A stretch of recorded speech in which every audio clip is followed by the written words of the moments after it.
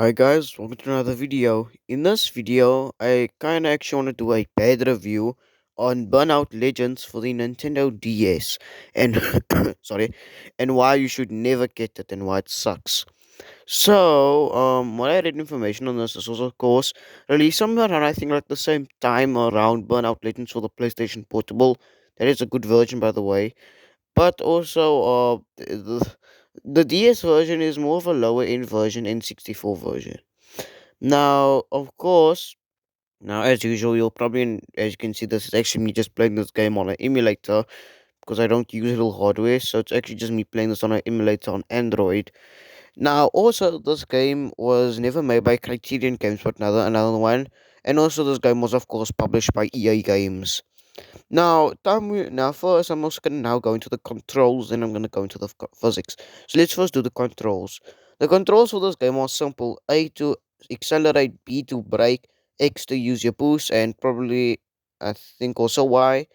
L is also useless. The L trigger, or can also be used for your boost. Only problem with this game is that it doesn't have a proper how may I put it this way? Sorry about that. How may I put it this way? It doesn't have a proper drift mechanic. Oh, and also, by the way, the select button can also be used to change your camera. This game doesn't have a proper, how may I put this way? It doesn't have like a proper drifting. Only way to drift is probably by holding down the D-pad on like a sort of angle or like I don't know how you do it. Next are the collision. The collision in this game is awful. Why do I say that? As you can see, I'm in police pursuit and I'm having a very hard time chasing after the racer. And I did try ramming into him, slamming him, but it didn't work because this isn't the PSP version, neither Burnout 3. Now, also when it comes to crashing into a car is also a problem. You know, the traffic cars basically. It's a big problem because no matter how fast you are going, no matter how slow you're going, you'll still crash into them. And it's how may I put this way, very bad. Now, just one thing, you can also do an impact mode, but it's very useless since you don't really need it, and the time for to do it is too fast, so you won't be able to even do one. Sorry about that. Also, is the game mode. Pursuit mode, you did just see me play, which is awful.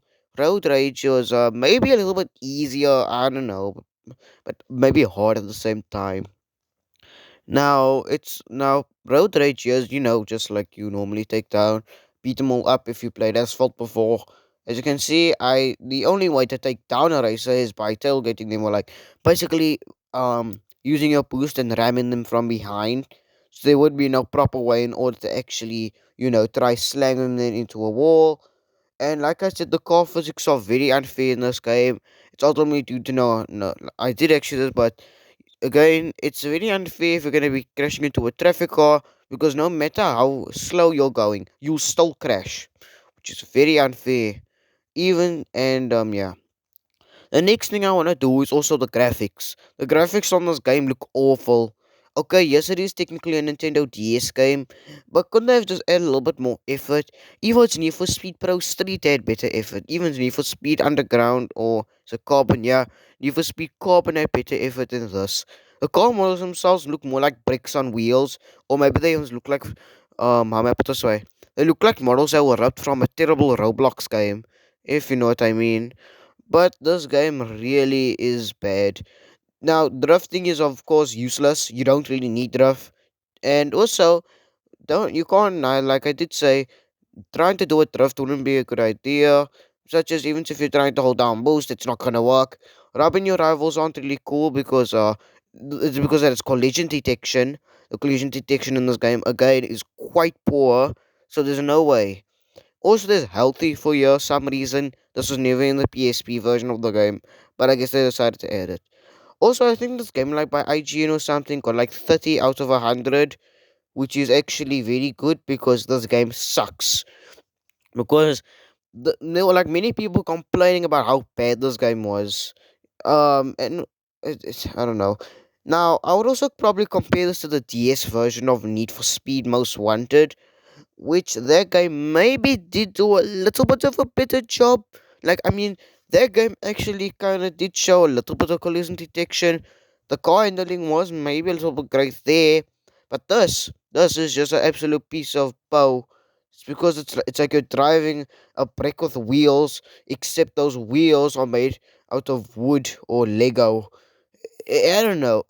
This feels more like Burnout Legends DS edition, more like Burnout Legends Drug Edition, because I think Burnout took some drugs, but I don't know what else.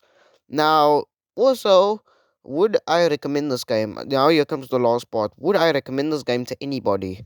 Well, first off, no, I wouldn't recommend this game because it's so bad. Like, I don't know.